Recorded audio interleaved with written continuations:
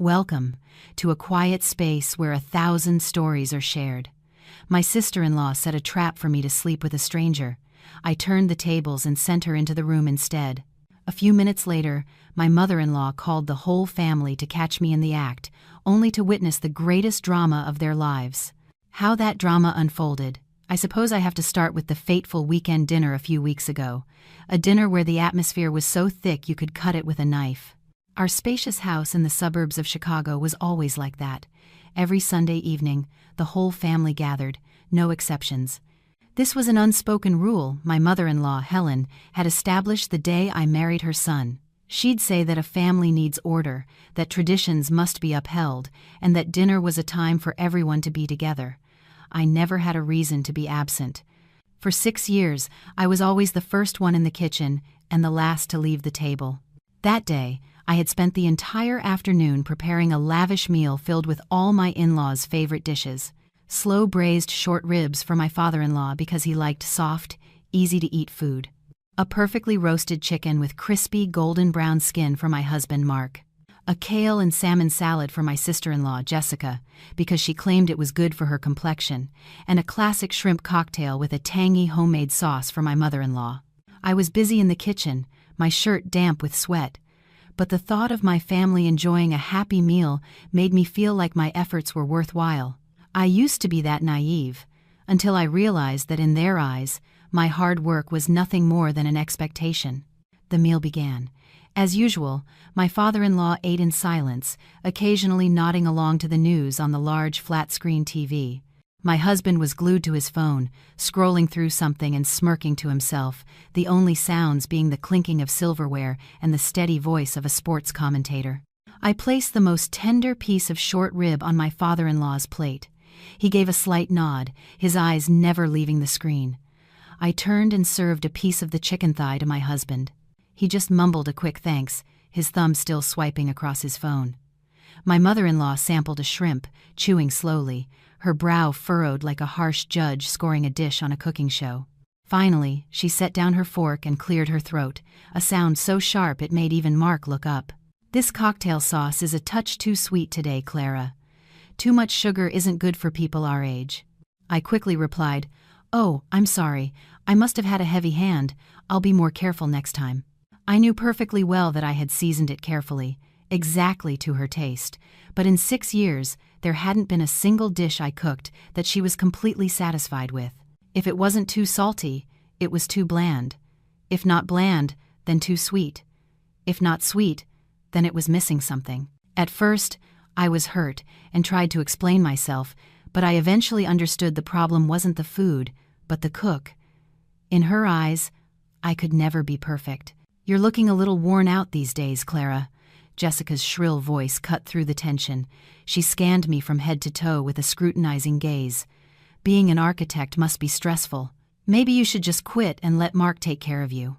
What's the point of having a big career if it makes you old before your time?" She said it with a bright smile, as if she were genuinely concerned, but I knew that behind that smile was undisguised mockery and envy. Jessica was 4 years younger than me, had a degree from some second-rate college, and bounced from one dead-end job to another. She was jealous of me. I knew it. Jealous that I had a stable career as a lead architect at a prestigious firm. Jealous that I was financially independent and didn't have to ask my husband for money every month like she did. And perhaps she was even jealous of my husband, who, despite his spineless nature, always made a show of doting on me in public. I just smiled faintly. "Thanks for your concern, Jess. My work is busy, but I enjoy it. It's always better for a woman to have her own career." I deliberately emphasized the words "own career." Jessica's face twitched, but she quickly recovered her smile. She turned to her mother, whining, "See, Mom? Clara always has such a sharp comeback. I can never win an argument with her." Helen stroked her darling daughter's hair, her gaze towards me filled with hidden meaning. "Well, your sister-in-law is a brilliant woman. It's a blessing for this family to have such a talented daughter-in-law." It sounded like a compliment, but I knew the subtext. She was criticizing me for being too strong, for overshadowing her son. In her mind, no matter how successful a woman was, she should know her place and stand behind her husband. I had failed to do that. My husband, Mark finally put down his phone. He looked at me, then at his mother and sister, and forced a placating smile. "All right, everyone, let's just eat. I'm proud of my wife's success, Mom. It makes me look good." He said it as if he were doing me a favor. A coldness crept into my heart. In 6 years, he had never once defended me against the subtle digs from his mother and sister. He always chose silence or this kind of shallow placation. He was afraid of upsetting his mother, afraid of offending his sister. My feelings, it seemed, were less important than the fake peace of this family. The meal sank back into silence. I quietly finished my food, wishing only to clear the table and escape to my room, the only place in this house where I could find a sliver of peace. But just as I thought the torturous meal was about to end, Jessica spoke up again, her voice unusually excited. "Oh, that's right. I almost forgot." All eyes turned to her once more.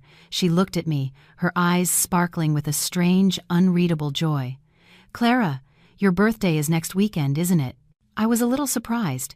Even my own husband sometimes forgot my birthday, yet she remembered. Yes, it is." "I have an idea." Jessica clapped her hands together. "Next weekend, let's all take a trip to the Summit Resort and Spa up in the mountains. We can celebrate your birthday early. You've worked so hard all year. You deserve a break." Jessica's suggestion stunned me. Not just me, but Mark also looked surprised. A family resort trip, proposed by Jessica herself? This was unbelievable. Until now, she had never shown any genuine interest in me. Her gifts and well wishes were always perfunctory, often laced with sarcasm. "What a wonderful idea, dear." Helen was the first to endorse it. "It's been a while since we all went somewhere together. Clara works hard. A little vacation would do her good." "Yeah, great idea." Mark chimed in, his face lighting up. "The fresh mountain air at the summit would be amazing. A weekend getaway is just what we need. I'll book the rooms right now." They chattered excitedly about the trip, about what they would do and what they would eat, as if I, the guest of honor for this supposed birthday celebration, didn't even exist. I sat there, forcing a smile, but a strange sense of unease bloomed in my chest. A cunning fox who never gave anything for free, a venomous snake always looking for a chance to strike. Why was she suddenly so kind? Was this trip really just a birthday gift? Or was there a conspiracy, a trap being set, just waiting for me to walk into it? If you're curious to know what I did to counter my sister-in-law's plot and how I turned the tables, making her entire family face humiliation, be sure to follow along for the next dramatic part of this story.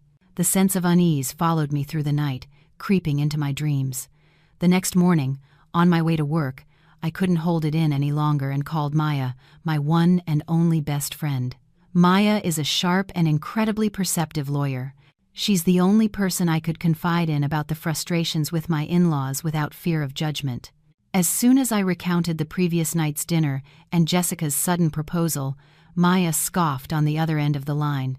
"Clara, you can't be that naive. Your sister-in-law, being nice enough to organize a resort trip for your birthday? I can smell a setup from a mile away." "I know it's weird," I sighed, my hand unconsciously tightening on the steering wheel. But both my mother-in-law and Mark were so enthusiastic. If I refuse, I'll be the difficult one who can't get along. The fact that they were so enthusiastic makes it even more suspicious, Maya analyzed, her tone growing serious. "Think about it. Your mother-in-law has never valued you. Your husband always sides with them. Why would they suddenly unite for your sake? There has to be a reason you don't know about. You need to be careful, Clara. I'm afraid this trip is more than just a vacation." Maya's words were like a bucket of cold water, making my vague suspicions crystal clear. My in-laws, especially Helen and Jessica, never did anything without a motive. Every action, every word was calculated. Helen wanted to control everything, from the household budget to her children's thoughts. And Jessica saw me as a rival, a thorn in her side that needed to be removed. The two of them working together could only mean a devious plan. "So what should I do?" I asked, my voice filled with confusion. "I can't back out now." "Mark already booked everything." "You don't back out. You go," Maya said confidently. But you're not going to relax, you're going to watch a play unfold. Pretend you don't suspect a thing. Act happy, excited. The more innocent you appear, the more careless they'll get. In the meantime, you need to be observant. Watch Jessica's every move, listen to her every word. She's bound to slip up. Gather everything you can, and if anything seems off, call me immediately. Talking to Maya helped me clear my head. She was right. I couldn't just passively wait for the trap to spring. I had to be proactive and find out what they were plotting. That evening, I returned home in a completely different state of mind. The anxiety was replaced by a heightened sense of alertness. As I prepared dinner, still making their favorite dishes, my mind was racing, analyzing the situation. Jessica came home earlier than usual. Instead of holing up in her room to watch movies, she lingered in the kitchen, pretending to help. "Here, Clara, let me wash the vegetables for you," she said, her voice syrupy sweet.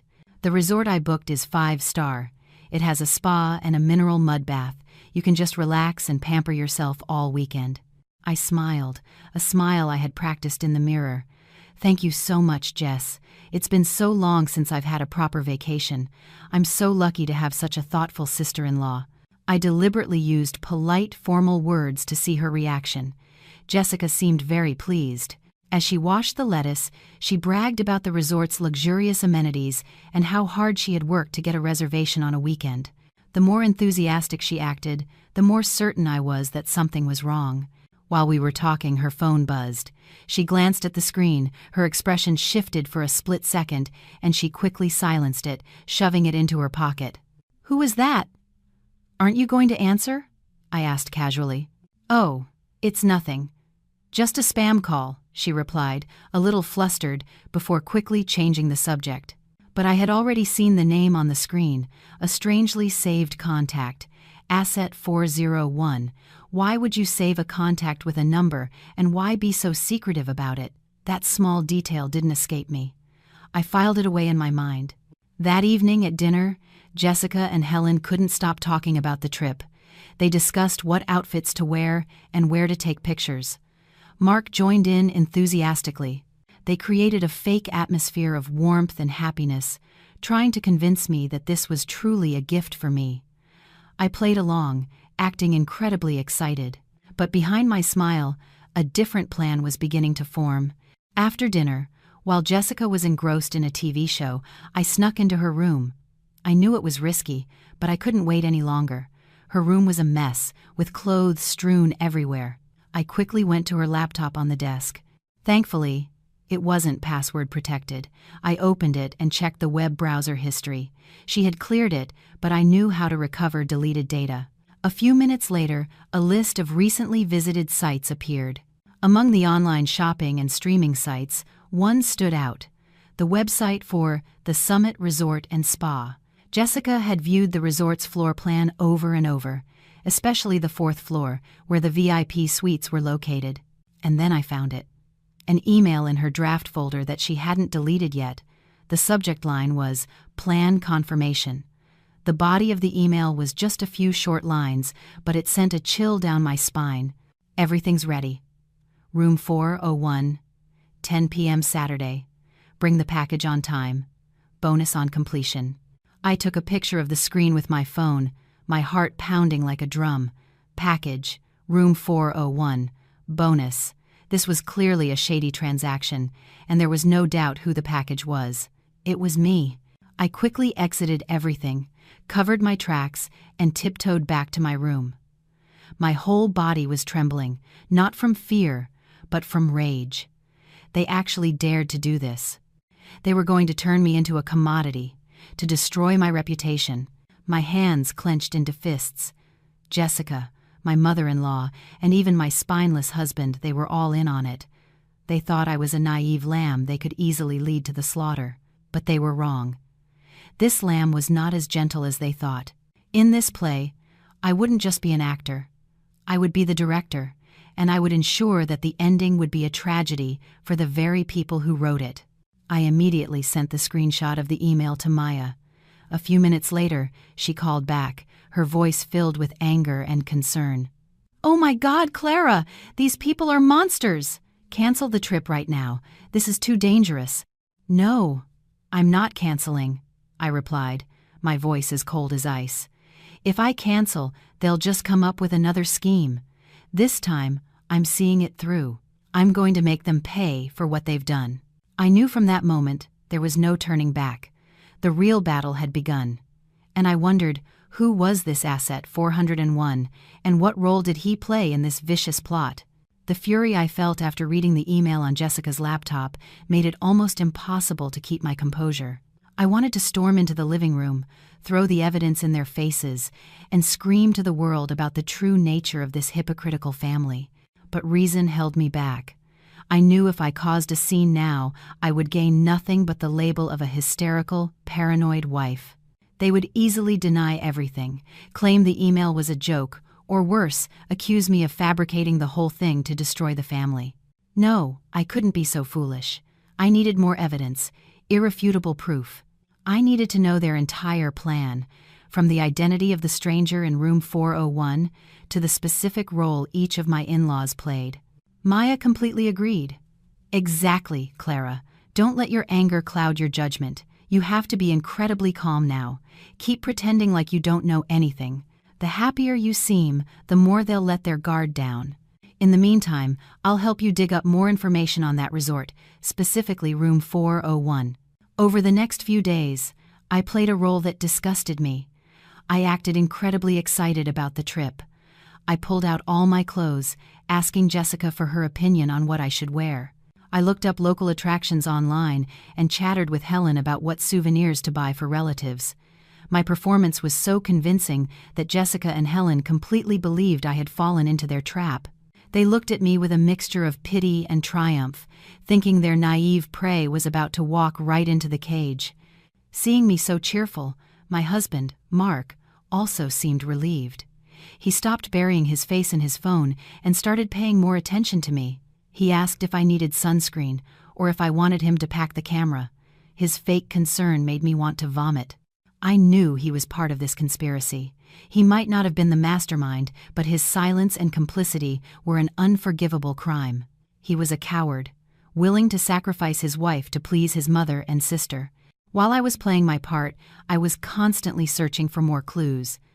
I knew Jessica and Helen wouldn't just communicate via email. They would have to talk, to discuss things in person. I didn't have to wait long. One afternoon, while I was pretending to nap in my room, I heard Helen and Jessica whispering in the living room. I peeked through the crack in the door. They were sitting close together on the sofa, their heads huddled, their expressions serious.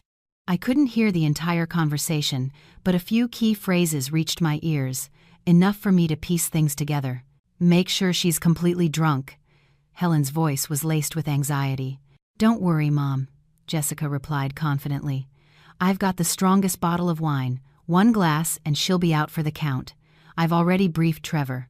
He just needs to get her into the room and take a few pictures. When she wakes up the next morning, it'll be too late. She'll have no choice but to leave this house in shame. But what if she doesn't drink? Helen was still worried. Then I'll put something in her water, Jessica said, her voice chillingly cold.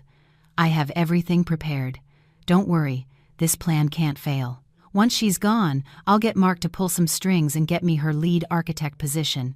After this, no one in this house will ever look down on me again. My body went rigid. So that was Jessica's ultimate goal. She didn't just want to ruin my reputation, she wanted to steal the career I had worked so hard to build. Her jealousy and greed had turned her into a monster. And my mother-in-law, far from stopping her, was an active accomplice in her daughter's wicked scheme. They weren't human anymore. Shaking, I took out my phone and turned on the voice recorder. I had learned my lesson from Maya. Get evidence, no matter what. The recording wasn't perfectly clear, but it captured the key sentences. It would be one of my weapons. Their conversation ended. I heard Jessica's footsteps heading toward her room. I quickly shut my eyes, feigning a deep sleep. A few seconds later, my door creaked open. Jessica peeked in, probably to check if I was really asleep. Seeing me lying still, she let out a soft, triumphant chuckle and closed the door. That laugh haunted me all night. That evening, I got a text from Maya. Clara, I found it. The resort is the Summit Resort and Spa, a very famous 5-star place. Room 401 is one of their best VIP suites with a view of the valley. But here's the important part. I had a friend in the travel industry check. Room 401 wasn't booked by your husband or Jessica. It was booked under a fake name, John Smith, and was fully paid for in cash a week ago. John Smith. The name was completely anonymous. Exactly, Maya texted back, and my friend mentioned another detail. The man who booked it, this Smith, specifically requested that the room's balcony door connect to the adjacent room, 403. And you know who booked 403? Who? I asked, my heart racing. Your sister-in-law, Jessica. She booked room 403 at the same time as your and Mark's room. Everything suddenly became terrifyingly clear. Their plan was meticulously detailed. Jessica in 403, right next to the stranger's room, 401, with a connecting balcony. It meant they could move between the rooms without ever entering the hallway, leaving no trace on the security cameras. They had prepared the perfect path for their crime and the perfect escape route. Anything else, Maya? I asked. Yes. I sent the screenshot of that Asset 401 contact to a police detective friend of mine. He's going to try to run the number, but it might take some time. Thank you so much, Maya, I texted back, overwhelmed with gratitude. Without her, I would have been drowning in this mess alone. The deeper I dug, the more I realized the cruelty and sophistication of their plan. They didn't just want to harm me, they wanted to utterly destroy me, leaving me with no way to fight back. But they had underestimated me. I wasn't a helpless rabbit for them to slaughter. I was a wolf, a wounded wolf, patiently waiting for the right moment to strike back. And that moment was approaching. I began to formulate my own plan. I didn't just need proof. I needed a perfect strategy to turn the tables, to make their trap their own tomb. I looked at the calendar. Only 2 days until the fateful trip. 2 days to prepare for the biggest performance of my life.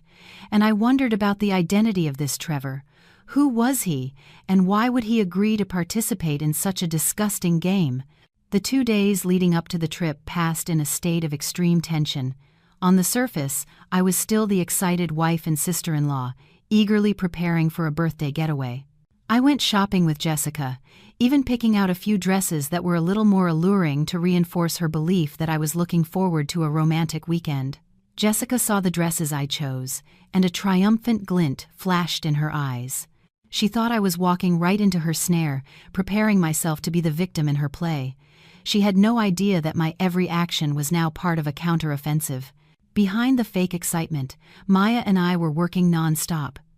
We were racing against time to find the final, most crucial piece of the puzzle, the identity and motive of the stranger, Trevor. Maya mobilized her entire network, from friends in telecom to contacts she'd made through her legal cases.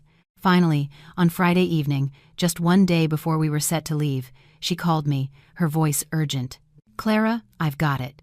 That Asset 401 guy, his real name is Trevor Hayes." "Trevor," I said, my heart quickening. "What do you know about him?" "You're not going to believe this," Maya said, her tone laced with irony. "This guy isn't some hired thug or criminal. He's a well-known trust fund kid from Denver. Big family money, but he's a mess, nothing but partying and massive debts. Lately, he's been dating some rich girl, but apparently it's just to use her for her money." "A spoiled brat," I said, surprised. Why would someone like that get involved in something so dirty? Where would Jessica get the money to hire him? "It's not about the money, Clara," Maya said, her voice becoming cryptic. I had my contact dig deeper, and I found something explosive.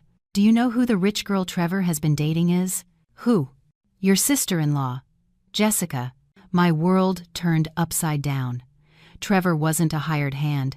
He was Jessica's boyfriend, her secret boyfriend that she had been hiding from the entire family. All the scattered pieces suddenly clicked into place, forming a complete and disgusting picture. I sank into a chair, my head spinning. So that was it. Jessica wasn't paying Trevor, she was using him. She had used their relationship to manipulate him, turning him into a tool for her scheme to destroy me. But why? I still don't get it, Maya, I said, completely bewildered. If Trevor is her boyfriend, why would she push him into a room with me? Isn't she afraid of losing him? She's not afraid of losing him because she was planning to dump him anyway, Maya analyzed, the sharpness of a lawyer evident in her every word. Think about it.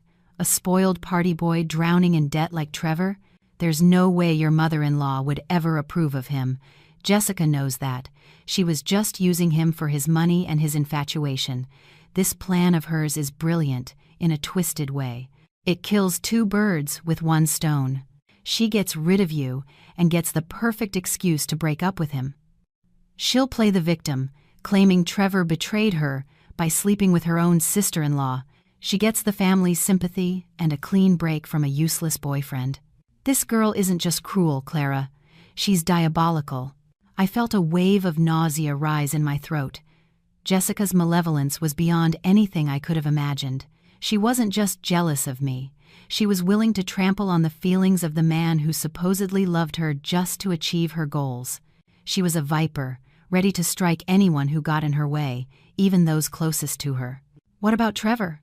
I asked. "Is he so stupid that he doesn't realize he's being used?" "Probably not," Maya replied. "Love makes people blind." Or maybe Jessica promised him something, like a large sum of money after the job was done, enough to clear his debts. When you're that desperate, logic goes out the window. Everything was now perfectly clear. I understood the entire plot, the motive, the plan, and the role of each character. Jessica was the director, Helen was her accomplice, and Trevor was the manipulated lead actor. And my husband, Mark, he was the cowardly spectator who knew everything but chose to stay silent. I was supposed to be the victim, but now I would be the judge. "Clara, what are you going to do?" Maya asked, her voice filled with worry. "This plan is too dangerous. Trevor might be a spoiled kid, but he could be unpredictable. What if he gets violent?" "I have a plan," I replied, my voice now calm and cold. "I don't just want to expose them, I want them to fall into the very trap they set. I'm going to turn my birthday into the most horrifying night of their lives." I told Maya about my counterplan, my idea to turn their scheme back on them. It was bold and risky, but it was the only way I could completely turn the tables. Maya was silent for a long moment after I finished. I knew she was worried about me. "Are you sure about this, Clara?" she asked one more time. "I'm sure," I affirmed. "Maya, I have nothing left to lose. This marriage, this family, it's been rotten from the inside for years. If I don't get myself out, I'll drown in it. This time, I'm fighting not just for my honor, but for my freedom." Maya sighed. "Okay, if you're decided, I'll help you all the way. What do you need me to do?" "I need you to prepare a few things," I said, and began listing my requests.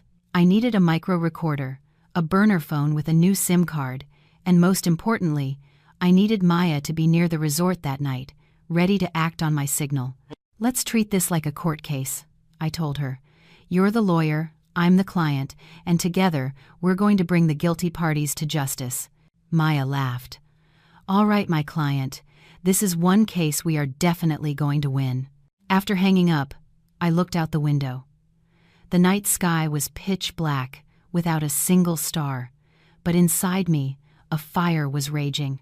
Jessica, Trevor, Helen, Mark, all of you, go ahead and enjoy your final moments of triumph. Because tomorrow, when the curtain falls, you won't be the ones left laughing. I wondered if Trevor's foolishness was the only weak point in Jessica's plan, or if his blind devotion would become the double-edged sword that would destroy everything she had calculated. On Saturday morning, the day of the fateful trip, I woke up earlier than usual, not from excitement, but because a storm of emotions was churning inside me. After learning the whole truth the night before, I had barely slept. The images of Jessica's plot, Helen's complicity, Mark's cowardice, and Trevor's blindness replayed endlessly in my mind. But as the first rays of dawn broke, all that chaotic emotion was replaced by an unnerving calm. Today, I was no longer Clara, the submissive wife, the tolerant sister-in-law. Today, I was an actress, preparing for the most important role of my life.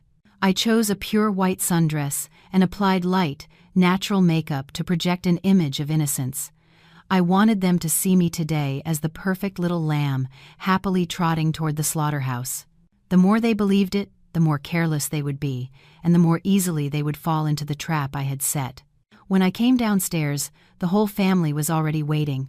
Jessica was in a flashy red dress, her makeup heavy, her eyes gleaming with confidence and triumph. She looked me up and down and smirked. "Wow, Clara, you look gorgeous today, like a goddess." I smiled back. "Thanks, Jess. It's my birthday celebration after all. Have to look the part." Helen nodded in approval. "That's right. You should dress up and enjoy yourself on vacation. Staying cooped up at home all the time will make anyone sick." She said it as if she genuinely cared about my well-being. My husband, Mark, came over and put his arm around my shoulder affectionately. "My wife is the most beautiful woman here. I'll take lots of amazing pictures of you when we get there." He played the role of the loving husband perfectly. The three of them, a happy family, taking me to my own execution. A wave of disgust rose within me, but I quickly suppressed it. I leaned my head on my husband's shoulder and said in a sweet voice, "Really, honey? You promise?" The luxury SUV started its journey toward the mountains. Throughout the drive, Jessica kept the mood lively.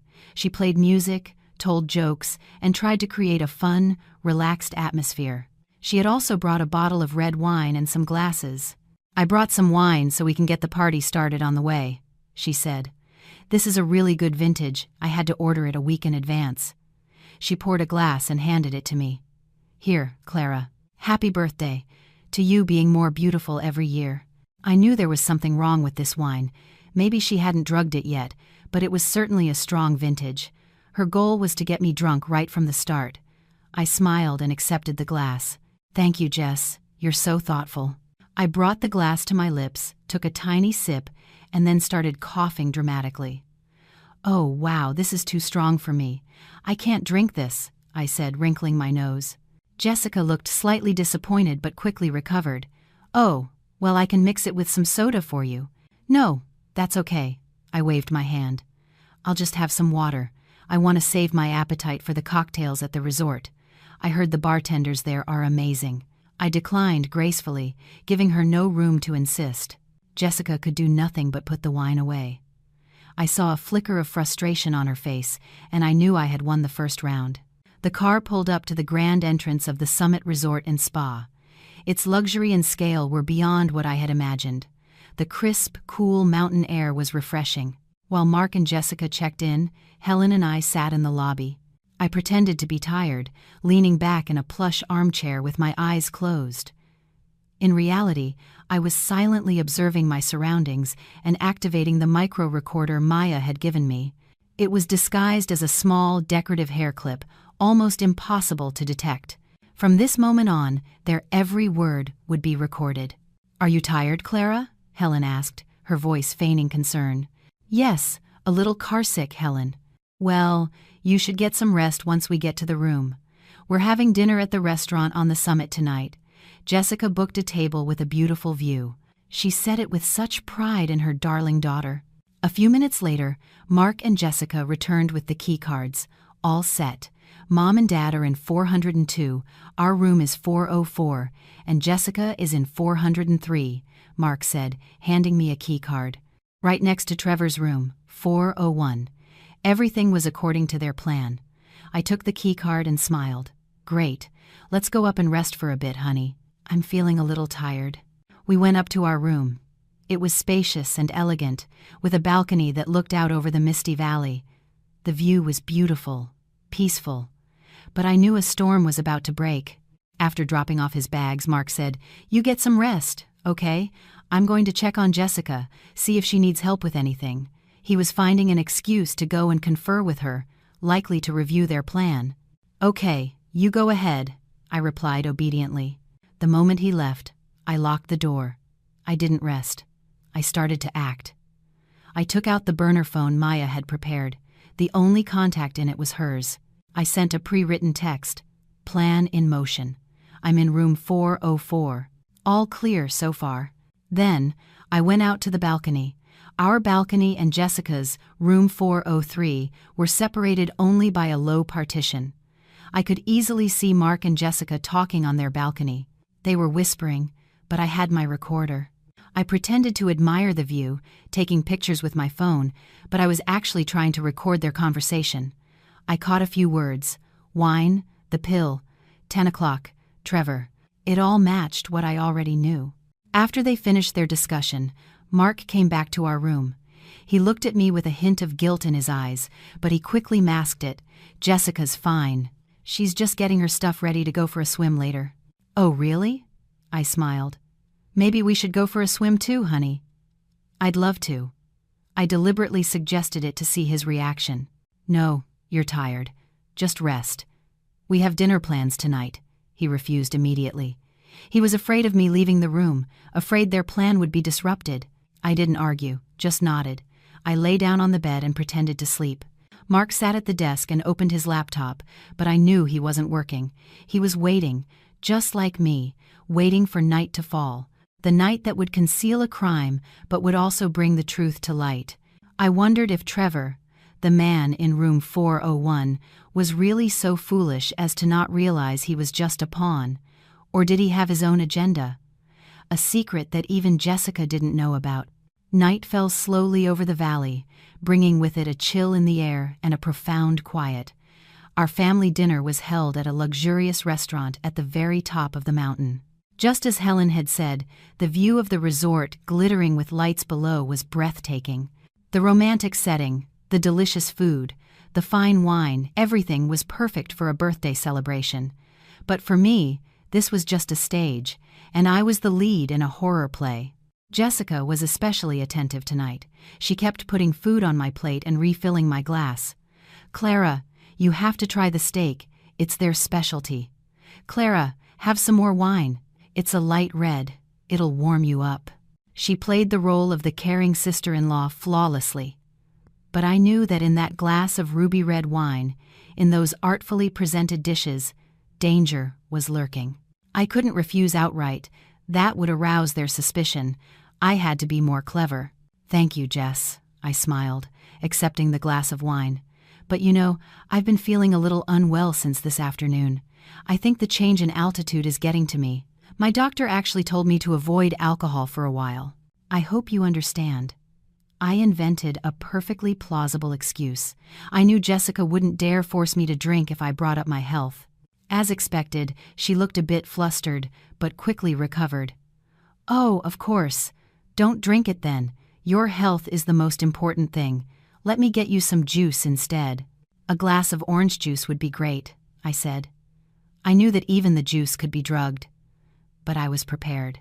Before the trip, Maya had given me a few detoxifying pills and a colorless, odorless powder that could neutralize common sleeping agents.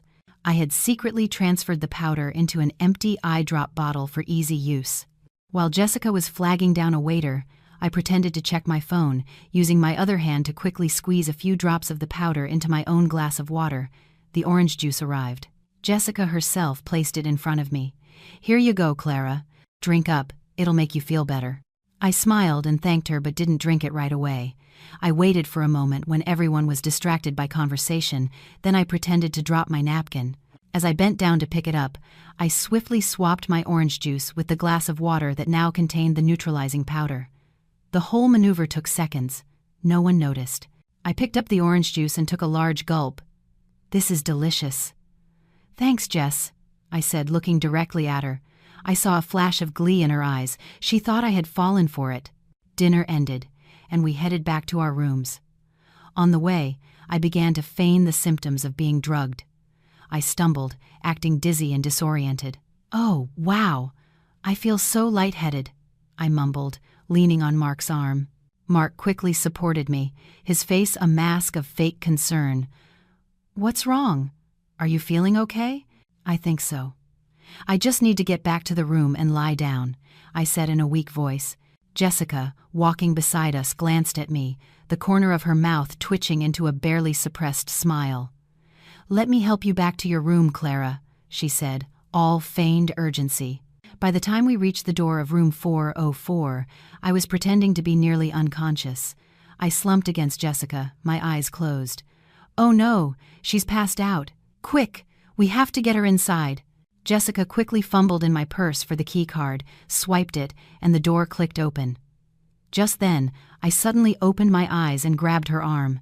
"Jess," I slurred. I think I left my essential oil roller in your bathroom. Room 403. My head hurts so much. Can you get it for me?" My counterplan began. I knew she wouldn't refuse. In her eyes, I was helpless prey. She needed to get me into the room quickly to complete her plan. Okay. Just wait here a second," Jessica replied, not a hint of suspicion in her voice. She pulled out her own keycard for 403, ready to open her door, but I held her arm tight. "No, not that one," I said, pointing toward room 401. I remember wrong. It was the room next door, the one with the big bougainvillea planter. I had carefully noted that Trevor's room, 401, had a large, distinctive planter outside. Jessica looked at room 401, then back at me, hesitating for a moment. "But that's not my room." My head, it hurt so much, I moaned, clutching my forehead. "Please, Jess, just get it for me. Maybe the hotel staff made a mistake with the rooms. Your key should work." I deliberately said things that made no sense, playing on her arrogance. I knew her only thought was to get me into a room, any room, so she could call Trevor. She wouldn't be thinking clearly. As I predicted, Jessica nodded. "All right, fine, just lean on me. I'll be right back." She took her key card and walked toward room 401. I held my breath. This was the decisive moment. Jessica swiped her card. The lock didn't budge. "It's not working, Clara," she called back. Let me try," I said, pretending to stumble forward. But I knew Trevor was inside, waiting for his cue. As planned, he would unlatch the door from the inside. Just as I predicted, the door to room 401 clicked and opened a crack. Without a second thought, Jessica pushed it open and stepped inside. "Where did you leave the oil?" she called out. There was no answer, only the sound of the door slamming shut behind her. A heavy thud echoed in the hallway. The door had automatically locked from the inside. I stood up straight, all traces of weakness and fatigue gone. My husband and my mother-in-law were still downstairs, laughing, completely oblivious to what was about to happen. I stared at the closed door of room 401. Inside, the real drama was just beginning. Jessica had walked right into the trap she had set for me. I smiled, a cold, chilling smile. My performance wasn't over. The best act was yet to come. I knew Trevor wasn't a complete fool. He had agreed to help me not just because I promised him far more money than Jessica ever could, but for another reason, a secret I had discovered at the last minute. A secret about his and Jessica's past. A secret that would make tonight's drama all the more explosive. I wondered if Jessica knew that the man she was using understood her true nature better than anyone, and that he had been waiting for this opportunity for a very, very long time. I went back downstairs, and my mother-in-law and husband stared at me, their eyes wide with shock. Mark was frozen to the spot, his expression shifting from surprise to horror. He stammered, unable to form a coherent sentence. You're awake? Clara, where's Jessica? She was with you." His trembling voice, the panicked look of a cornered accomplice, it only filled me with contempt. Even now, he was still pretending to be clueless. "Jessica?" I laughed, a sharp sound that I knew was twisting a knife in his gut. "Isn't she with Asset 401, the business partner your mother and sister so carefully arranged to entertain me? Why do you look so surprised?" Every word I spoke was a dagger aimed at his facade. The color drained from his face, and sweat beaded on his forehead. I don't know what you're talking about. You don't need to know," I cut him off, my voice like ice. "You just need to stand here and wait for the show. The grand play your whole family worked so hard to produce. The only thing is, the lead actress has been recast tonight." With that, I didn't spare him another glance. I turned and walked calmly toward the elevator, leaving him rooted to the spot in the silent hallway. I knew his mind was a chaotic mess. He couldn't understand how I knew everything, why Jessica was in that room, or how I could be so composed, but I had no time to explain. My production had more important scenes to stage. I went down to the main lobby. The atmosphere was still lively, with soft music and the cheerful chatter of guests. I walked straight to the front desk, my face a mask of panic and distress. "Excuse me, please, have you seen my sister-in-law?" I asked the receptionist, my voice trembling. "Her name is Jessica. She was wearing a red dress. She said she was just going to the restroom, but I've been waiting forever, and she's not back. I can't reach her on her phone. I'm so worried." The receptionist looked at me with concern. "Ma'am, the resort is very large. I'm afraid I wouldn't have noticed everyone. Have you tried checking by the pool or the bar?" "I've looked everywhere," I said, my voice breaking as if I were about to cry. "She's not a heavy drinker, but she had some wine at dinner. I'm scared she might have gotten dizzy and wandered off somewhere dangerous. Can you please have someone help me look for her?" I played the part of the worried sister-in-law to perfection. My frantic expression and trembling voice completely convinced the staff. She immediately picked up her radio to call security. "Security, this is the front desk. We have a guest reporting a missing person, a young woman in a red dress, possibly intoxicated. Please have your team patrol all common areas, especially around the pool and the quiet hallways." The search for the missing person had officially begun. I collapsed onto a sofa in the lobby, burying my face in my hands, pretending to sob. A few guests walked by, looking at me curiously. Some even came over to ask if I was all right. I just shook my head, mumbling, "My sister-in-law is missing. I'm so scared." The news spread quickly. A young woman in a red dress, drunk and missing in a 5-star luxury resort. It was a juicy piece of gossip that immediately captured everyone's attention. The cheerful atmosphere in the lobby began to sour as people started whispering. I knew I was creating the perfect smokescreen, a chaotic backdrop to conceal my next move. Everything was going according to plan. I needed witnesses. I needed the attention of the resort management so that when the truth came out, they couldn't possibly cover it up or blame me. About 15 minutes later, my mother-in-law, Helen, emerged from the restaurant area. She had probably been waiting for me and Jessica and had come looking for us. The moment she saw me crying, she rushed over. "Clara, what's wrong? Where is Jessica?" "Helen." I looked up, tears streaming down my face. "Jessica, she's missing. I can't find her anywhere." "Missing?" Helen froze, her face turning pale. "How can she be missing? She was just with you." "I don't know. She said she was going to the restroom and then she never came back," I wailed, playing the victim. "I've already asked security to search for her." Helen began to panic for real. She wasn't afraid for Jessica's safety. She was afraid her plan had been derailed. She quickly pulled out her phone to call Jessica, but of course, the call wouldn't go through. Inside room 401, Trevor had followed my instructions and turned off Jessica's phone the moment she entered. "I can't reach her," Helen said, her voice trembling. "Oh God, that girl. Where could she have gone?" Just then, Mark came running down from the upper floor, looking like he'd seen a ghost, his face ashen. "Mom, Clara, something's happened," he panted. "I can't find Jessica anywhere." "You're just telling us now?" Helen snapped at her son. "Your wife has been sitting here crying her eyes out. Where have you been?" She had no idea that her precious son had just endured the most terrifying 15 minutes of his life. He had stood outside room 401, hearing things he shouldn't have heard, and realizing his sister had truly fallen into a trap. Too terrified to do anything, his only thought was to run and find his mother. The three of us, each with our own agenda, performed a scene of a worried family searching for a loved one in the middle of the resort lobby. All eyes were on us. The resort manager had now appeared.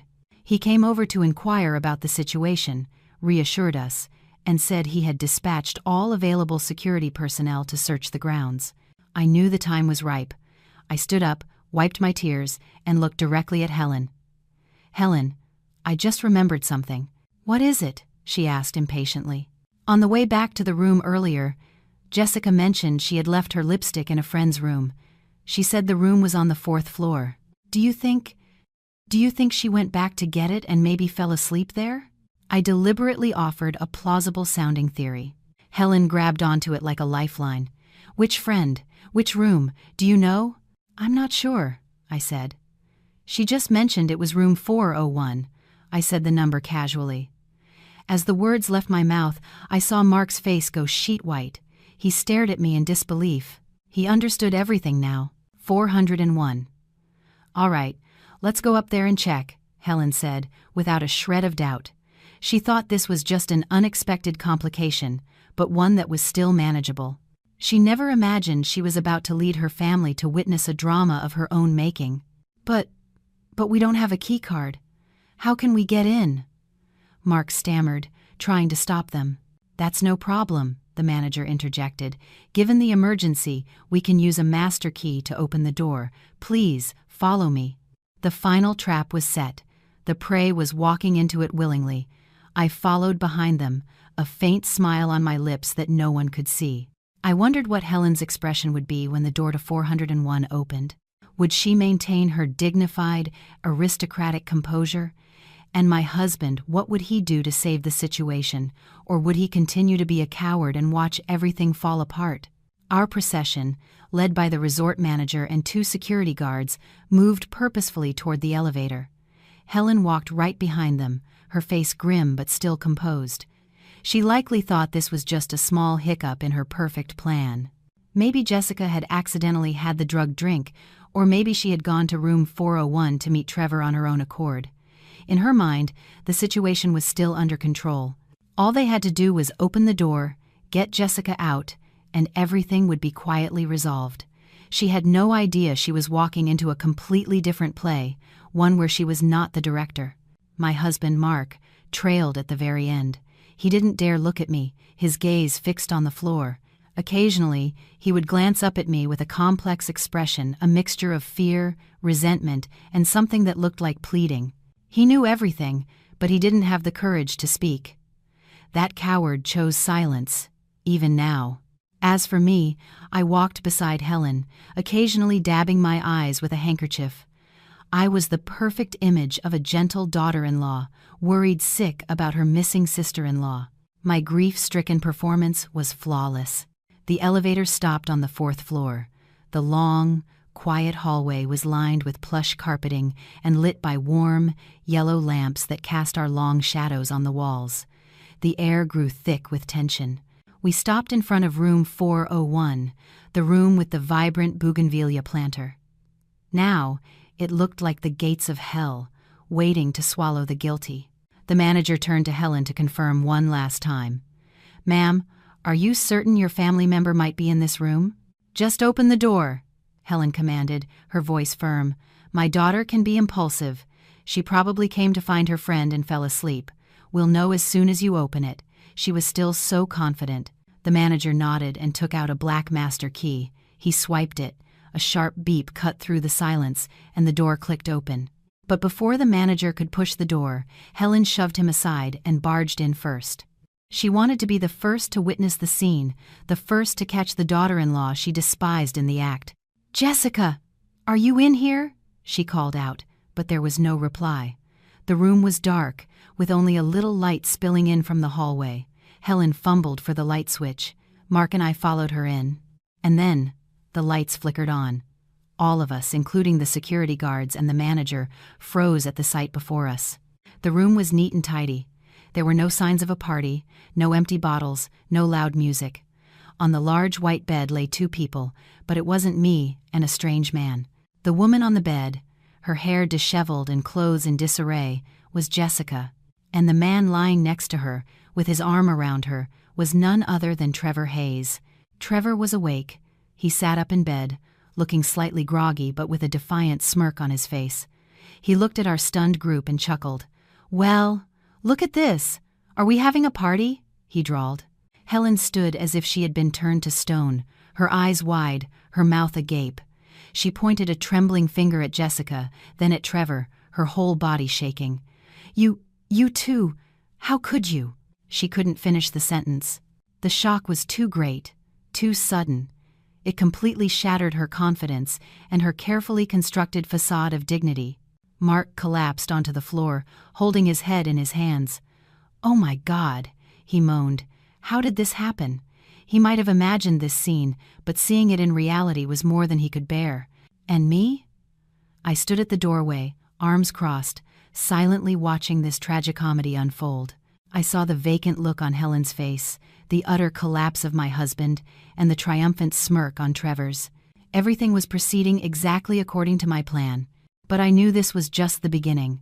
The elaborate deception had succeeded, but to end this play, I needed to deliver the final, decisive blow. I took a deep breath and stepped forward. I looked directly at Helen, my voice chillingly calm. "Mother-in-law, are you surprised?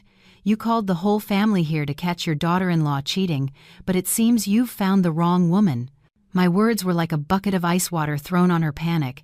She looked up at me, her eyes no longer filled with contempt, but with fear. What did you do?" she stammered. "I didn't do anything." I smiled. "I just helped your precious daughter and her boyfriend find a private space to talk. You should be thanking me." Just then, Jessica began to stir. She opened her eyes, looking around in a daze. When she saw her entire family standing in the room and Trevor sitting beside her, she let out a piercing scream. "Ah! What's going on?" She frantically pulled the covers up to her chin, her face a mask of pure terror. She looked at me with eyes full of hatred. "It was you! You did this to me!"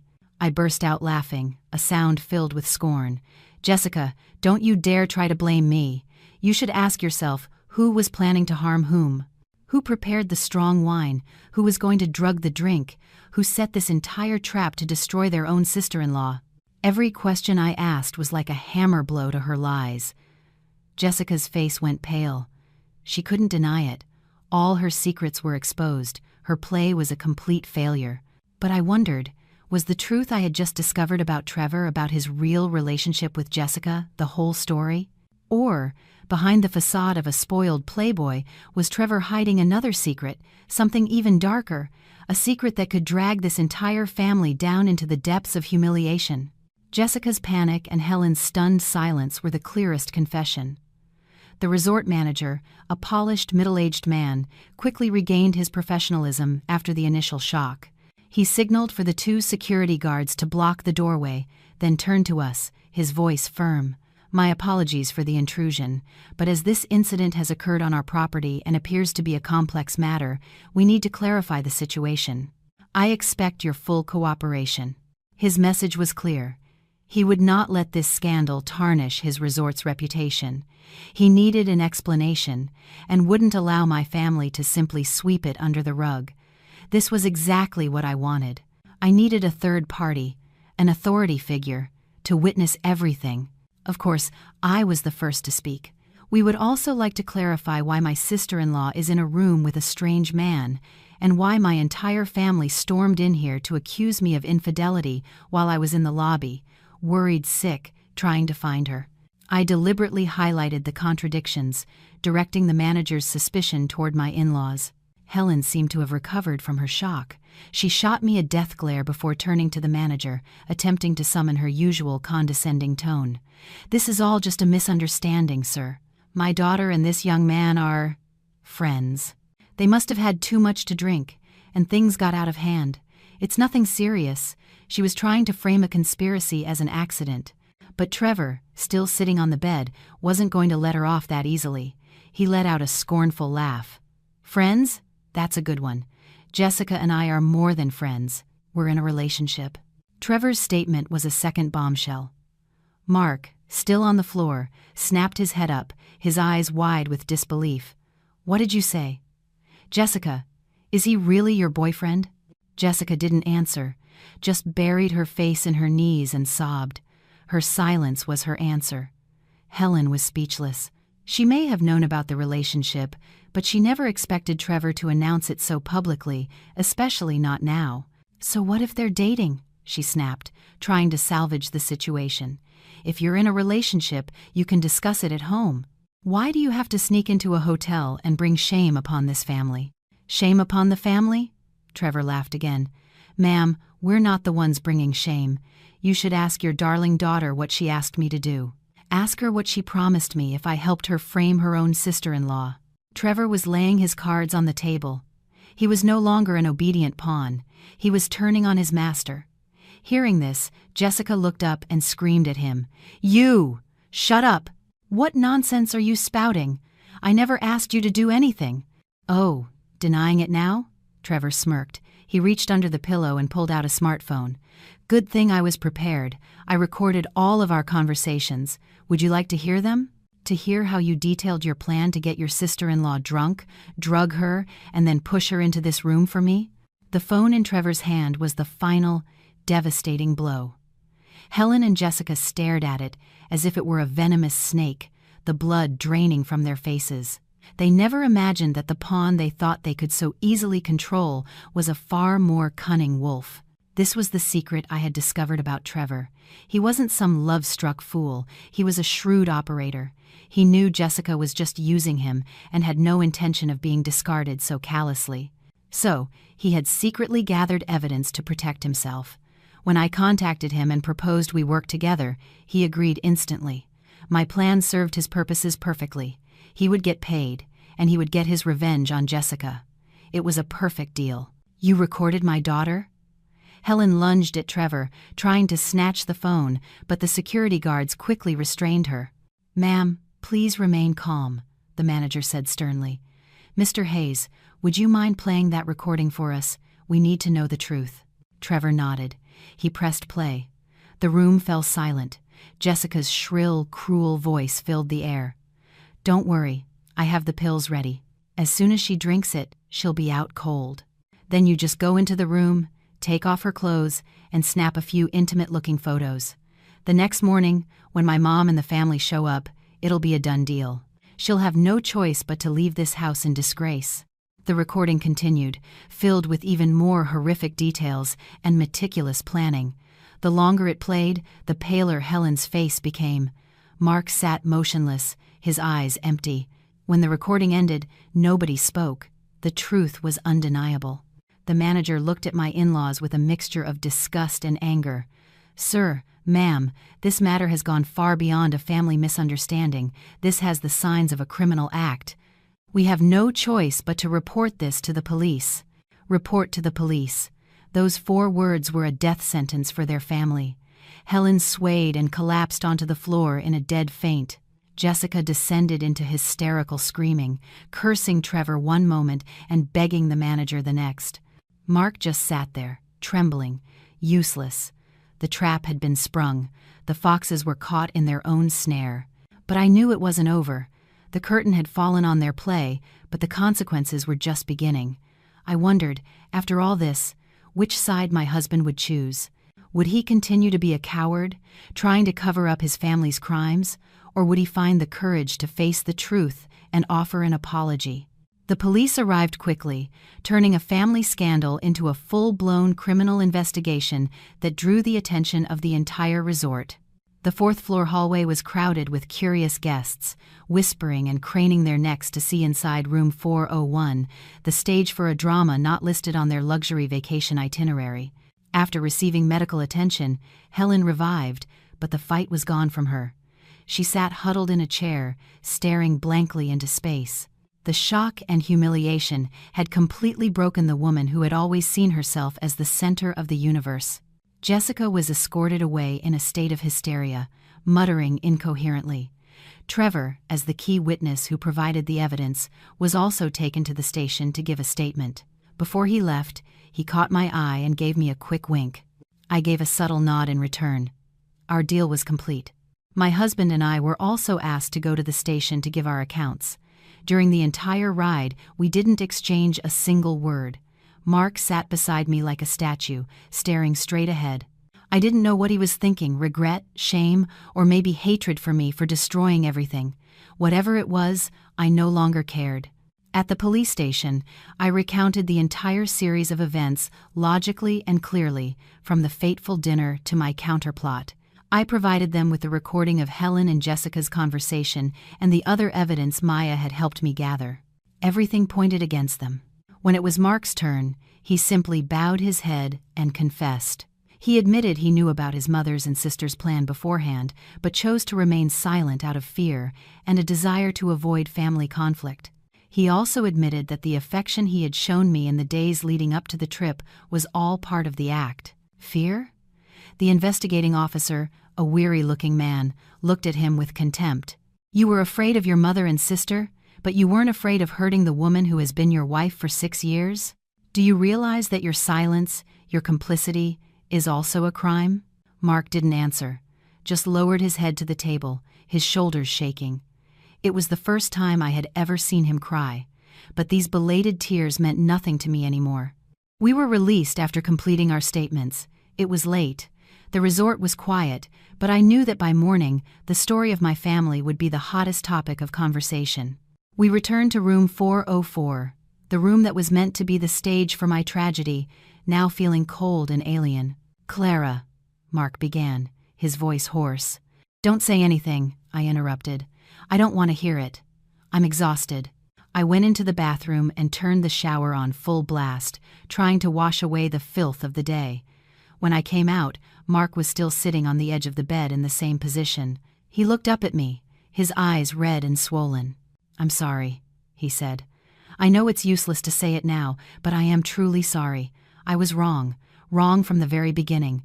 I was too weak, too cowardly. I didn't deserve your love." "You're right," I replied, my voice devoid of emotion. "You didn't." I took a folded document from my suitcase and placed it on the desk. "These are the divorce papers. I've already signed them. Read them and sign. I don't want any of our shared assets. The house, the car, you can keep them. I just want my freedom." Mark looked at the papers, then back at me, his eyes filled with pain and desperation. "Clara, can't you give me one more chance, one last chance to make it right?" "A chance?" I laughed, a bitter sound. "For the past 6 years, how many chances did I give you? Every time your mother and sister insulted me, I looked to you, hoping you would say just one word in my defense. But what did you do? You stayed silent. Every time I felt lonely and exhausted in my own home, I wished for a shoulder to lean on. But where were you? You were busy with your friends, busy being a dutiful son and a good brother. Did you ever give me a chance? Mark, you killed my love and my trust with your own hands. What kind of chance are you asking for now?" My words were like daggers, and he couldn't deflect any of them. He just sat there, tears streaming down his face. I no longer felt triumphant, just an overwhelming emptiness. This marriage was well and truly over. That night, we slept in separate rooms. Lying in a strange bed, I stared out the window at the clear, star-filled mountain sky. I realized it had been a long, long time since I had a moment of peace to simply look at the sky. I had been too busy trying to be a good wife and a dutiful daughter-in-law to remember myself. Perhaps this was a kind of liberation, a painful but necessary one. The next morning, I packed my bags. Mark watched me in silence. As I pulled my suitcase to the door, he finally spoke. Where will you go?" "I'm going home," I replied, without turning back. "Which home?" "My parents' house, the place where I truly belong." I opened the door and stepped out. The bright morning sun was dazzling. I took a deep breath of the fresh air. It was all over. I wondered if life would give me a chance to start again, a chance to find real happiness, a happiness free from lies and manipulation. When I walked out of room 404, suitcase in hand, I thought it was truly over. I would go back to my parents' house, start a new life, and leave the painful memories of my husband's family behind. But life always has unexpected turns, and the drama of Helen's family had one final, surprisingly bitter act. Just as I stepped out of the elevator, ready to check out, I heard a desperate cry from the direction of the stairwell. "Help! Somebody help me!" The voice was weak, but familiar.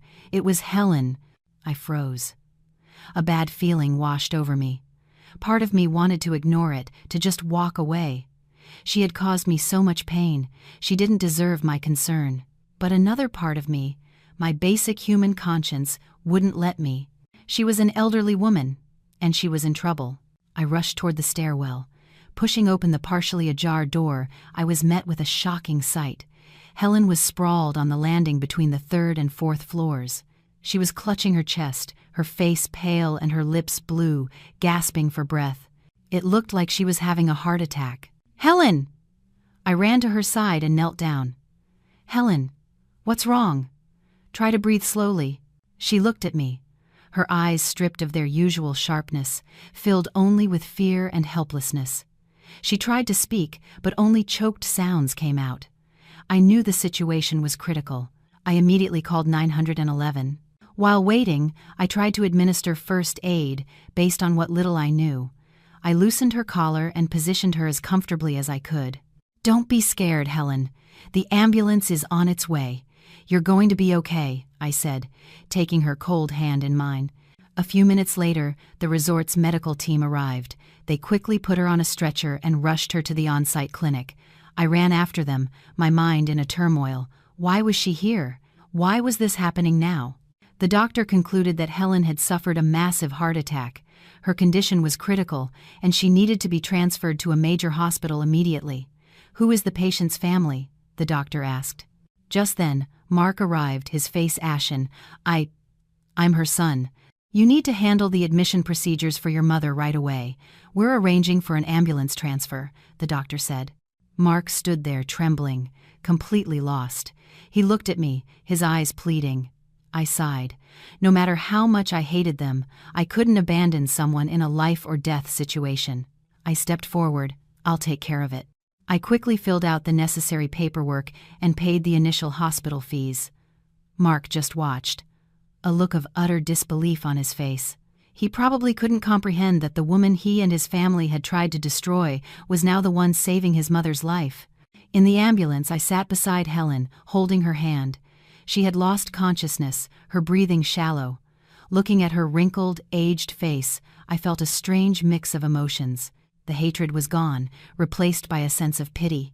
Here was a woman who had lived her whole life in calculation and jealousy, only to have the daughter-in-law she despised be the only one by her side in her moment of crisis. Where were the children she loved and defended so fiercely? At the hospital, Helen was taken directly into the emergency room. Mark and I sat in the waiting area. The silence was deafening, broken only by the ticking of the wall clock. "Clara," Mark began, breaking the silence. "Thank you." "You don't need to thank me," I replied coolly. "I didn't do it for you or for her. I did it because my conscience wouldn't let me watch someone die." Mark lowered his head, saying nothing more. He knew there was nothing left to say between us. Hours later, the doctor came out. He informed us that Helen was out of immediate danger, but would need to remain in the hospital for monitoring. We both breathed a sigh of relief. That night, I stayed at the hospital to look after Helen. Mark said he needed to go back to the resort to sort things out with Jessica. I didn't ask for details. I knew their family had a massive mess to clean up. In the quiet hospital room, it was just me and Helen. She was still unconscious. I sat beside her, peeling an apple. Suddenly, she stirred and opened her eyes. She looked at me, her gaze no longer sharp, just tired and weak. "Water," she whispered. I quickly poured a glass, helped her sit up, and carefully gave her small sips. After she drank, she looked at me, her voice trembling. "Why? Why did you save me?" "Because you are my husband's mother," I answered simply, "and because you are a human being." Helen fell silent. After a long moment, she began to cry. Hot tears rolled down her wrinkled cheeks. "I was wrong, Clara. I was so wrong. I treated you so horribly. I don't deserve your forgiveness." She sobbed like a child. I didn't say anything, just quietly handed her a tissue. I didn't know if I could forgive her. The wounds she had inflicted were too deep. But one thing was certain. The play her family had staged was truly over. Not with revenge, not with legal justice, but with these belated tears of regret. I wondered if this remorse was genuine, or just another performance, a final act to grasp at the last shreds of humanity she had left. Over the next few days, I put everything on hold to care for Helen at the hospital. Her recovery was slow. The heart attack had left severe complications. She could no longer walk and needed assistance with everything. The once powerful, sharp-tongued woman was now a frail, helpless old lady confined to a hospital bed. Mark visited occasionally, but he would only stand by the door for a moment before leaving. He was busy trying to manage the legal fallout for Jessica. Charges had been filed against her for defamation and conspiracy. While she might avoid jail time, a criminal record would ruin her future. Their family was in the process of selling their city home to pay for legal fees and damages. The castle they had built on pretense and money had finally crumbled. During those days in the hospital, Helen and I had conversations we'd never had in 6 years. There were no more criticisms or veiled insults, no more calculated defenses, just two people, stripped bare, facing each other. One afternoon, as I was feeding her some soup, she suddenly grabbed my hand, her voice weak. "Clara, there's something I need to tell you." "What is it, Helen? What happened?" "With Jessica. It wasn't entirely her fault." I froze. "What do you mean?" Helen sighed, her gaze distant. "It's true she was jealous of you, but I was the one who planted those wicked ideas in her head," she began to confess. "She told me she had disliked me from the moment I married her son. Not because I wasn't a good person, but because I was too good, too capable. My success and independence made her feel threatened. She was used to being the most powerful woman in the family, used to everyone depending on her. My arrival had disrupted that order. "I was jealous of you, Clara," she admitted, her voice bitter. "I couldn't accept that my daughter-in-law was more successful than my own son. I felt like I was losing control. So, I always found ways to put you down, to prove that I was still the one in charge." She told me how she had constantly badmouthed me to Jessica, feeding her ideas that I was stealing the family's attention, that I looked down on her. She stoked the embers of jealousy already present in Jessica's heart, fanning them into a fire of hatred. "I turned her into a monster just to satisfy my own selfishness," she said, tears streaming down her face. "The plan to frame you, that was my idea too. I thought if I could just ruin your reputation, you would be forced out of this house, and everything would go back to the way it was." I sat in stunned silence. The truth was more horrific than I could have imagined. The true mastermind, the one pulling all the strings, wasn't Jessica. It was the mother-in-law I was currently taking care of. A chaotic mix of anger, pity, and disgust churned inside me. "What about Mark?" I asked, my voice hoarse. "Did he know about this?" Helen shook her head. "No. Mark is weak, but he's not a bad person. I kept it from him. I knew if he found out, he would never have agreed. So that was it. My husband was just a coward, not truly evil, but his cowardice had still contributed to this tragedy." "Now that you've told me all this, aren't you afraid I'll hate you even more?" I asked. Helen looked at me, her eyes pleading. "I'm not afraid of you hating me. I'm afraid that if I don't tell you, I'll die without being able to close my eyes. Clara, can you forgive me? I know I don't deserve it, but—" She broke down, sobbing uncontrollably. I looked at the weeping woman before me, my heart empty. Forgiveness. Could I forgive her? She had destroyed my marriage and nearly ruined my life. How could I possibly forgive that? But as I looked into her tear-filled, aged eyes, at the helpless fragility of a person on the edge of death, my heart softened. What good would holding on to hatred do? It would only weigh down my own soul. She had paid a price. Her whole family had paid a price. Perhaps that was enough. "Don't cry anymore," I said softly. "It's all in the past. You need to rest. Your health is what's most important now." I didn't say I forgave her, but I didn't say I didn't. I simply chose to let the past lie. Perhaps that was the best thing for both of us. In the following days, Helen never brought up the past again. She quietly allowed me to care for her. Sometimes, I would catch her looking at me with an expression of gratitude mixed with shame. Our relationship was no longer that of mother-in-law and daughter-in-law. It was something more complex, the relationship between a perpetrator and her victim. I wondered if she would truly change once she recovered, or if this was just a moment of weakness brought on by her illness. A week later, Helen was discharged. But she couldn't return to her luxurious suburban house. It had been seized and was being prepared for auction.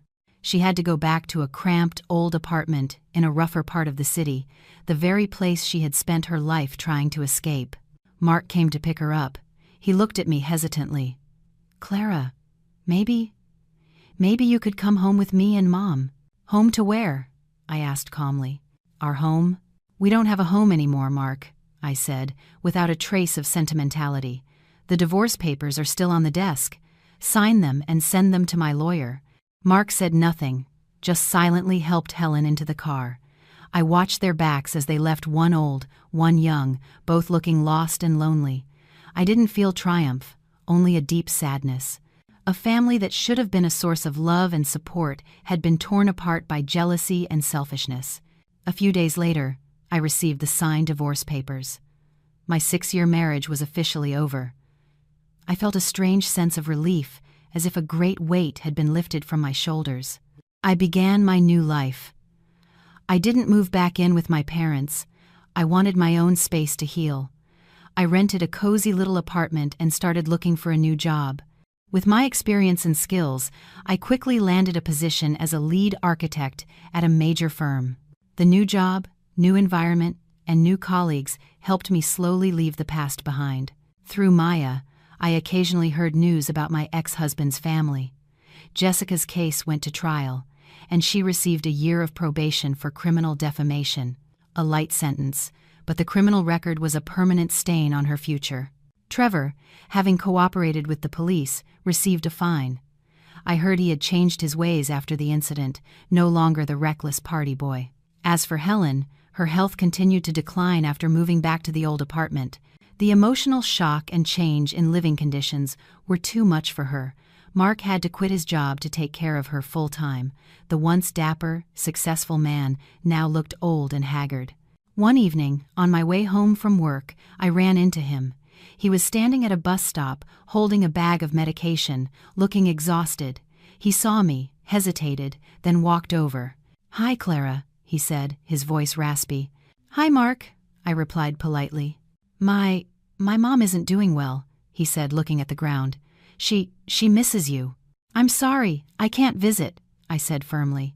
"I think it's for the best, for both me and her." Mark fell silent. We stood there amidst the bustling city, once the closest of people, now strangers with nothing to say. Are you doing okay?" he finally asked. "I'm doing very well," I answered honestly. "Work is great, and life is good." That's great," he said, his voice catching slightly. The bus arrived. "Well, I have to go. Mom's waiting for her medicine." He got on the bus without looking back. I stood there, watching the bus disappear into traffic. A vague sadness washed over me, not because I still loved him, but out of regret. Regret for a love that was once beautiful. Regret for 6 years of my youth, but I quickly pushed the feeling away. The past was the past. I turned and walked away as the setting sun painted the sky in hues of orange and red. I knew a new day was about to begin, a day without him, without his family, with only me and my own life. Several months later, on a Sunday morning, I received a call from an unknown number. "Hello, is this Clara?" It was a young woman's voice. "Yes, this is she." "Who's calling?" It's Jessica." I froze. "Jessica, why was she calling me? What do you want?" I asked coldly. "I know it's too late for apologies," her voice trembled. "But my mom, she passed away this morning." I was stunned. Helen was gone. Though the hatred had faded, the news still shocked me. "When?" I asked, my voice hoarse. "This morning." "She went peacefully," Jessica said, then broke into sobs. "Clara, before she passed, she told me I had to call you. She said she was so sorry for everything. She hoped you could come see her one last time." I didn't answer. I just quietly hung up. I sat on my sofa, staring out at the clear blue sky. The woman who had caused me so much pain was finally gone. Should I go? Part of me didn't want to see those people ever again. But another part urged me to go. After all, she was my ex-husband's mother. It was the decent thing to do. And perhaps it was the final act needed to close this chapter completely. In the end, I decided to go. I asked Maya to come with me. "Are you sure?" she asked, worried. "What if they try something?" "It's fine," I said calmly. "I'm not the naive lamb I used to be. I'm just going to pay my respects." The old apartment building was draped in a somber atmosphere. When they saw me, the neighbors fell silent. Their eyes filled with curiosity. I ignored them and walked with Maya into the small, crowded apartment. All of Mark's relatives were there, dressed in black. Mark stood beside the casket, looking gaunt and much older. He seemed surprised to see me, then quickly looked away. I walked to the front, accepted an incense stick, and bowed 3 times. Looking at Helen's photograph on the altar, I felt a strange emotion. The woman in the picture looked so gentle and kind, a stark contrast to the sharp, cruel woman I remembered. Just then, Jessica emerged from a back room. She was thin and pale, the old arrogance gone. She walked up to me and bowed her head. "Thank you for coming," she whispered. I simply nodded. As I turned to leave, she stopped me. "Clara, wait." She handed me a small, old wooden box. "Mom told me to give this to you." I took the box, surprised. "What is it?" "I don't know. She just said it was something she owed you." I opened it. Inside was a passbook for a savings account and a yellowed, handwritten letter. I unfolded the letter. Helen's handwriting was shaky. "Clara, my daughter." Those 2 words made my eyes blur. "By the time you read this, I will be gone. I don't have much to leave you, only this savings account with the money I saved my whole life. Please accept it as a belated wedding gift I never gave you. I know money can't make up for the pain I caused, but I hope it can help you have a happy new life. Don't be like me, living a life full of jealousy and regret." I folded the letter, tears streaming down my face. I looked at Jessica, then at Mark. They were both looking at me, their eyes filled not with resentment, but with shame and remorse. I placed the passbook back in the box and handed it back to Jessica. "I can't accept this. Use this money to give your mother a proper funeral." Then, I turned and walked away without looking back. I had forgiven her, and that was the last thing I could do. From that moment on, all debts were paid, all grievances settled, left to dissipate like smoke. After the funeral, I thought all ties with my ex-husband's family were finally severed. I was ready to close that chapter and start anew. But fate, it seemed, had one more test for me. A week later, Mark called me at work. "Clara, can we meet? There's something I need to talk to you about." His voice was serious.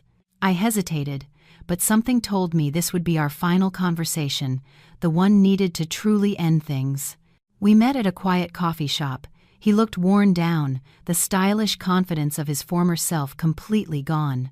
"Thank you for coming," he said. "What did you want to talk about?" I asked directly. He looked down at his coffee. "Clara, I know I have no right to say this, but I have to. I've been thinking about everything. I was wrong. I was wrong to let my mother and sister treat you that way. I was wrong to be silent. I was a terrible husband, a coward." "Do these words mean anything now?" I asked, my voice flat. "Yes," he said firmly. "They mean something to me. I need to say them to face myself, and I need you to know I really did love you." "You loved me?" I scoffed. "You loved me while you watched your family tear me apart? Don't use the word love, Mark. You poison it." "I know," he said, his voice full of pain. "I know you won't believe me, but it's true. I loved you from the moment I met you. I loved your intelligence, your strength, but those very things started to scare me. I wasn't confident enough to be your equal. I let my mother's and sister's jealousy get to me. I became someone even I despise." I was silent. It was the first time I had ever heard him analyze himself so honestly. "After my mother passed," he continued, "I read the letter she left for you. I understood everything. She regretted it, Clara. And so do I." He pushed a folder across the table. "These are the deeds to all the property my family has left, the apartment and some land. Jessica and I have decided we're signing it all over to you." I was stunned. "Why? To atone for your sins?" "No," he shook his head. "Nothing can atone for what I did. I'm doing this because it's the right thing to do. You lost so much because of us. This should have been yours." I looked at the folder, then at him. I didn't need it, but the gesture showed he had truly changed. "I don't want it, Mark. Keep it and take care of yourself and Jessica.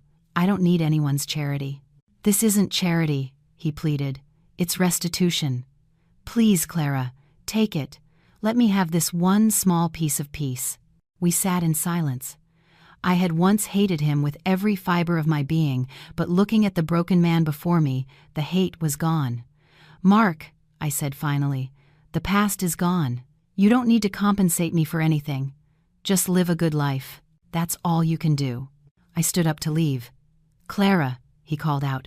I paused. Can I see you sometimes?" Just as a friend? I was quiet for a moment. Then I gave a small nod. Okay. I walked away, not knowing if it was the right decision, but knowing that forgiving him was also about forgiving myself. It was about letting the past truly rest, so I could finally begin my new life, whole and unburdened.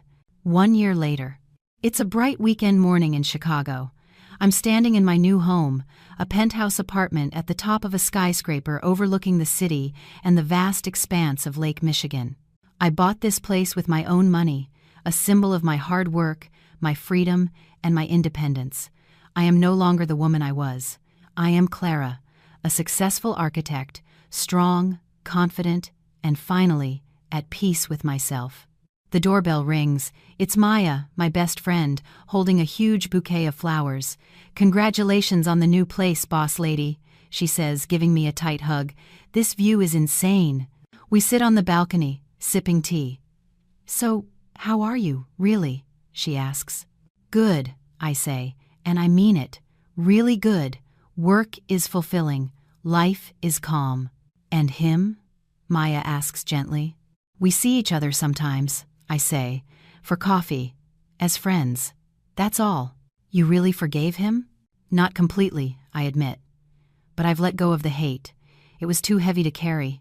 After our last meeting, Mark did change.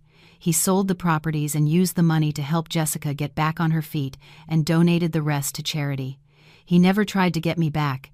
He accepted that we were over. Our occasional coffee meetings are pleasant, like catching up with an old acquaintance. It's the best ending we could have hoped for. My phone buzzes. It's a message from an unknown number. "Hi, Clara. My name is Sarah. I'm an architecture student.